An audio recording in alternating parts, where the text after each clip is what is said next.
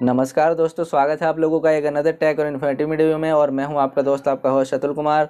Dear friends, आज का video BSNL के नेटवर्क कंडीशन से जुड़ा हुआ है। जी हां दोस्तों, आप लोगों को पता है कि बीएसएनएल आए दिन में अपने टावर्स की जो है क्वांटिटी बढ़ा तो रहा है।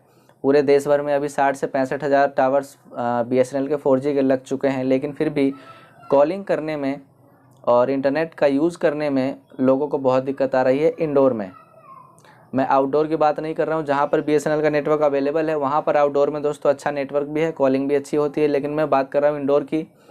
चाहे उस बिल्डिंग का फ्लोर कोई सा भी हो, first floor, second floor, third floor, fifth floor हो, 10th फ्लोर हो, तो यहाँ इंडोर में दिक्कत अभी भी आ रही है बीएसएनएल में।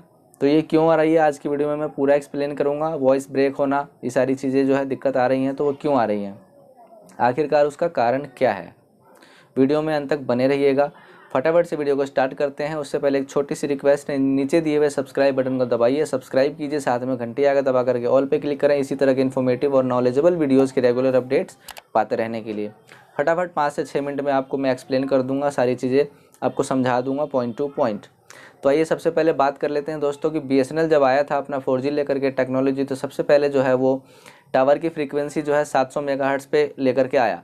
700 मेगाहर्ट्ज़ की फ्रीक्वेंसी पे वो काम कर रहा है बीएसएनएल।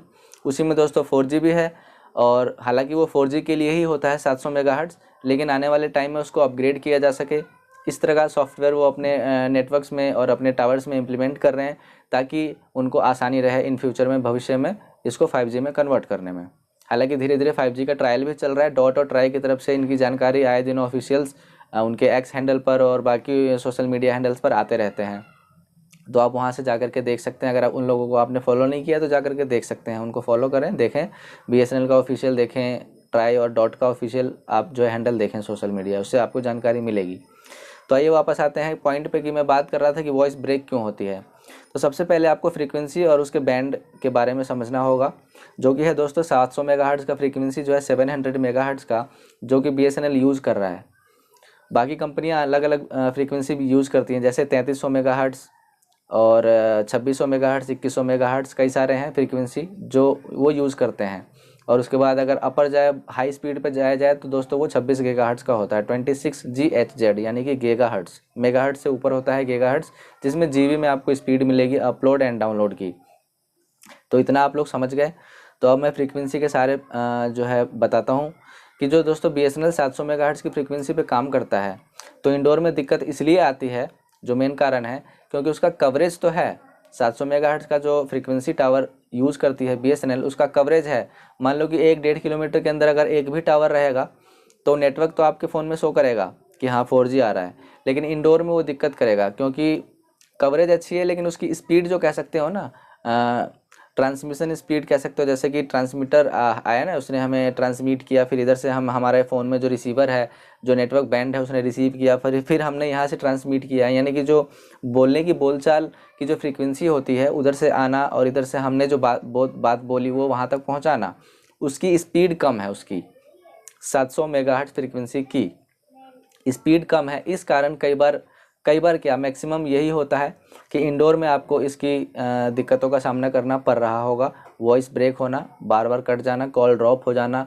आपने कॉल मिलाया, कई बार आपने देखा होगा कॉल तो मिलाया और कभी कभी कहीं और भी लग जाता है। आपने देखा होगा, ऐसा कई बार हुआ होगा कि भाई बात चल रही है, हमें बात सुनाई दे रही है, लेकिन हमारे फ़ोन में डायलिंग ही दिखा रहा है, रिंगिंग दिखा रहा है, लेकिन कॉल रिसीव वहाँ हो जाता है किसी का। कई बार इशूज़ वगैरह, ये तो टेक्निकल एरर और टेक्निकल इशूज़ होते हैं इनके, वो अपना उनका इंटरनल मामला है। तो इतना आप लोग समझ गए कि 700 मेगाहर्ट्ज़ की फ्रीक्वेंसी पे जो काम करता है बीएसएनएल, तो इसका कवरेज अच्छा है, लेकिन इंडोर कवरेज उतना अच्छा नहीं है, स्पीड अच्छा नहीं है। इस कारण जो है ट्रांसमिट प्रॉपर नहीं हो पा रहा है, बात प्रॉपर नहीं हो पा रहा है, वॉइस ब्रेक होना, कॉल ड्रॉप होना, ये सारी समस्याएं अभी देखने को आ रही हैं, जब तक ये लोग पूरा अपना अपडेट नहीं करेंगे सिस्टम को। क्योंकि अनदर कंपनी जो है वो काम करती हैं ज़्यादातर 3300 मेगाहर्ट्ज़ पे, यानी कि 3300 मेगाहर्ट्ज़ पे काम कर रही हैं, जो कि दोस्तों मिड बैंड बोला जाता है। ये 700 मेगाहर्ट्ज़ है, वो लो बैंड होता है।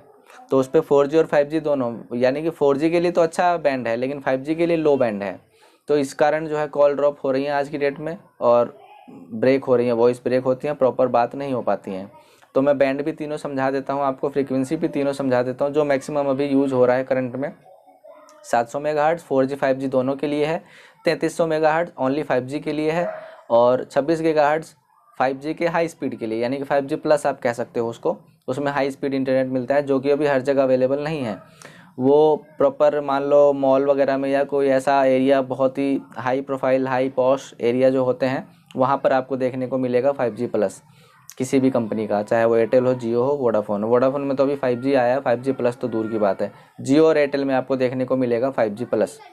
जैसे दिल्ली, गुड़गांव, नोएडा, ये सारी चीज़ें हैं। बाकी अपना अगर मैं यूपी बिहार की बात करूं तो जो पॉश एरिया है, लखनऊ हो गया, गाज़ियाबाद हो गया, आपका सिटी जो है कानपुर हो गया, गोरखपुर हो गया, ये सारी चीज़ें इस जगह आपको देखने को मिलेंगी अच्छी स्पीड। बिहार की बात करें तो पटना वगैरह में, पटना, मुजफ्फरपुर, इन सब सिटीज़ में जो है जियो एयरटेल के अच्छे 5G प्लस नेटवर्क आपको देखने को मिल जाते हैं। तो वापस आते हैं पॉइंट पे। जो कारण था मैंने आपको बताया कि 700 मेगाहर्ट्ज़ का कवरेज अच्छा है, नेटवर्क आपके फ़ोन में आ जाएंगे 4G, लेकिन प्रॉपर उसका स्पीड और ट्रांसमिशन की जो स्पीड होती है वो ठीक ना होने के कारण वॉइस ब्रेक होता है। और मैंने आपको बैंड भी समझाए, फ्रीक्वेंसी जो होती हैं टेलीकॉम कंपनियों की, 700 मेगाहर्ट्ज़ लो बैंड, 3300 मेगाहर्ट्ज़ मिड बैंड और 26 गीगाहर्ट्ज़ हाई बैंड। ये काम किस किस पे करते हैं वो भी मैं आपको बता देता हूँ। 700 मेगाहर्ट्ज़ काम करता है B28 और N28 पे, यानी कि 700 मेगाहर्ट्ज़ ये टेलीकॉम की फ्रीक्वेंसी है, और जो आपके डिवाइस के अंदर जो बैंड होना चाहिए वो B28 और N28 होना चाहिए। और जो मिड बैंड है यानी कि 3300 मेगाहर्ट्ज़ वो काम करता है N78 बैंड पे, और जो 26 गीगाहर्ट्ज़ है वो काम करता है दोस्तों 24 गीगाहर्ट्ज़ की फ्रीक्वेंसी पे। और एक और उसमें फ्रीक्वेंसी नेटवर्क बैंड आता है, वो है N258 यानी कि N258।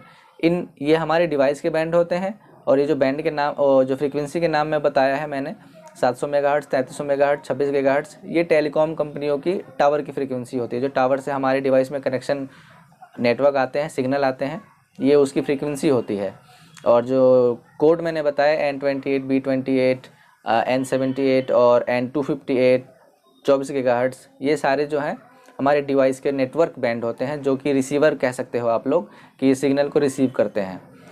तो आई होप आपको समझ में आ गया होगा कि BSNL में दिक्कत क्यों आ रही है। BSNL नहीं, सारी कंपनियों की यहाँ मैं बात कर रहा हूँ, एयरटेल, जियो, वोडाफोन, जो भी जिसका इंडोर में प्रॉपर सिग्नल नहीं है और हमारे डिवाइस का नेटवर्क बैंड और कंपनियों के टावर की फ्रीक्वेंसी मैच नहीं होती है, हम जो डिवाइस यूज़ कर रहे हैं उसमें कोई और बैंड है, वो जो काम कर रहे हैं फ्रीक्वेंसी पे उसमें कोई और फ्रीक्वेंसी है, तो इस वजह से ये सारी दिक्कत आती है। आज की डेट में आपको पता है, एक्सपीरियंस कर रहे होंगे कि सबसे घटिया नेटवर्क आज की डेट में अगर BSNL के बाद बोला जाए, जहाँ पर BSNL का 4G अवेलेबल नहीं है, उसके बाद अगर बोला जाए तो वोडाफोन आइडिया है, यानी कि VI।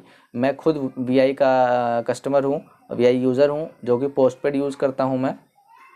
और उसमें दोस्तों प्रॉपर नहीं होता है बात, नेटवर्क कट जाना। मैं 3rd फ्लोर पर रहता हूँ, वहाँ पर नेटवर्क कट जाना, बात प्रॉपर नहीं हो पाना, ये सारी समस्याएं मेरे को दिल्ली के अंदर आती हैं वोडाफोन आइडिया में। तो आई होप आपको जानकारी अच्छी लगी होगी। अगर आपको समझ में आ गया है कॉल वॉइस ब्रेक होने का कारण क्या है, तो वीडियो को लाइक करें, शेयर करें, चैनल को नीचे दिए हुए सब्सक्राइब बटन को दबा करके सब्सक्राइब करें, साथ में घंटी आएगा उसको दबा करके ऑल पे क्लिक करें। इसी तरह के नॉलेजेबल और इन्फॉर्मेटिव वीडियोस के रेगुलर अपडेट्स पाते रहने के लिए। तो मिलते हैं एक अनदर टेक और इन्फॉर्मेटिव वीडियो के साथ अगली वीडियो में। तब तक के लिए गुड बाय, टेक केयर, जय हिंद, जय भारत।